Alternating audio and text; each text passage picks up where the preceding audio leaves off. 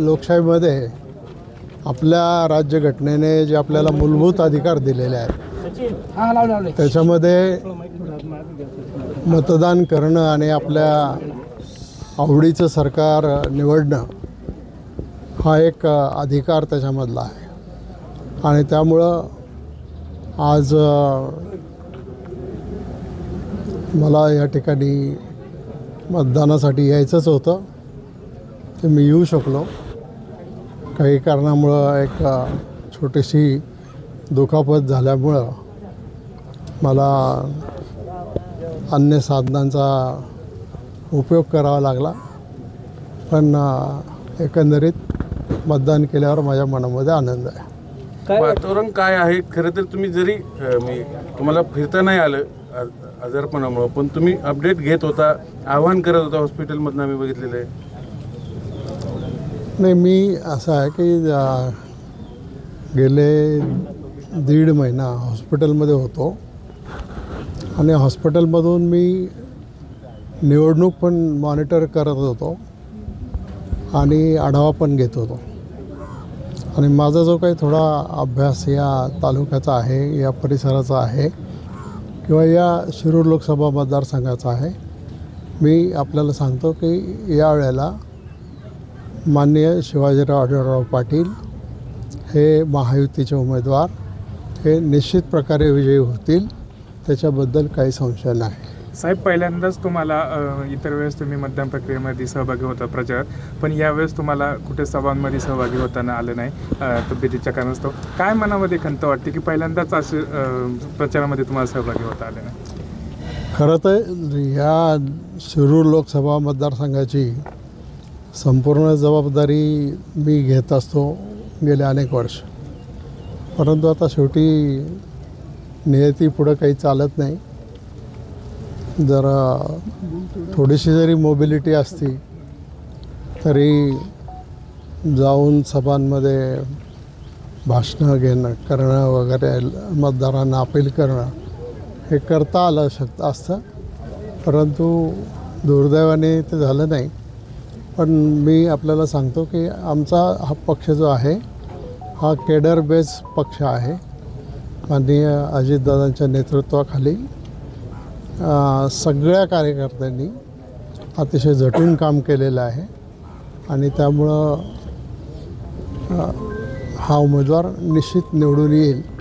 Sir, पण आरोप प्रत्यारोप आहेत तिकडच्या साईडनं. ज्या उमेदवाराला तुम्ही गेल्या मागच्या पंचवार्षिकमध्ये निवडून आणलं होतं, तुम्ही स्वतः प्रचार केला होता.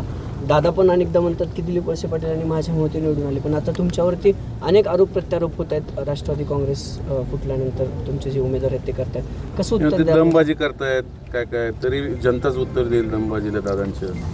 तुम्ही मला 30-35 वर्ष ओळखताय, दमबाजी करणं किंवा आणखीन काय करणं अशा प्रकारचं एखादं तरी उदाहरण दाखवा मला. तुमच्यावर नाही, दादांवर त्यांनी ते आरोप केलेत पर्टिक्युलर. असं आहे, खरं तर लोकसभेच्या निवडणुकीमध्ये राष्ट्रीय प्रश्नांची चर्चा झाली पाहिजे. दुर्दैवाने आज मोठ्या नेत्यांपासून तर लहान नेत्यांपर्यंत हे सगळे राष्ट्रीय प्रश्न बाजूला ठेवून वैयक्तिक आरोप करणं, भावनिक आव्हान करणं वगैरे अशा ज्या गोष्टी चालल्या आहेत त्या काही लोकशाहीला फार शोभा देण्यासारख्या आहेत असं मला वाटत नाही. महाराष्ट्रामध्ये 2 पक्ष फुटल्यानंतर ही एवढी मोठी पहिली निवडणूक होते, कुठेतरी सहानुभूतीची लाट आहे असं प्रकारचं बोललं होतं. ठाकरे आणि पवार या 2 आडनावांना सहानुभूती आहे असं दिसतंय फील्डवर अनेक ठिकाणी. नाही, लाट असू शकते, मला काही माहिती नाही कारण मी या निवडणूक प्रक्रियेमध्ये नाही आहे, परंतु शेवटी मतदार राजा आहे. शेवटपर्यंत आपलं मत तो कोणाला कळू देत नाही आणि रिझल्ट लागल्यानंतरच आपल्याला या बाबतीत कळेल. साहेब, प्रादेशिक पक्ष काँग्रेसमध्ये विलीन होतील असं साहेब बोलले. खरं तर तुम्ही साहेबांना एवढी वर्ष ओळखतं, एवढं जवळून त्यांच्यासोबत काम केलेलं आहे, साहेबांच्या या विधानाचा अर्थ काय काढायचा? नाही, आता ते काय बोलले ते असं म्हणाले की नाही तुम्ही सांगता म्हणून नाही, तर त्यांचं जे ते बोलले त्याचं करेक्ट जे काही क्लिप असेल ते ऐकल्याशिवाय त्याच्यावर मला मत देता यायचं नाही.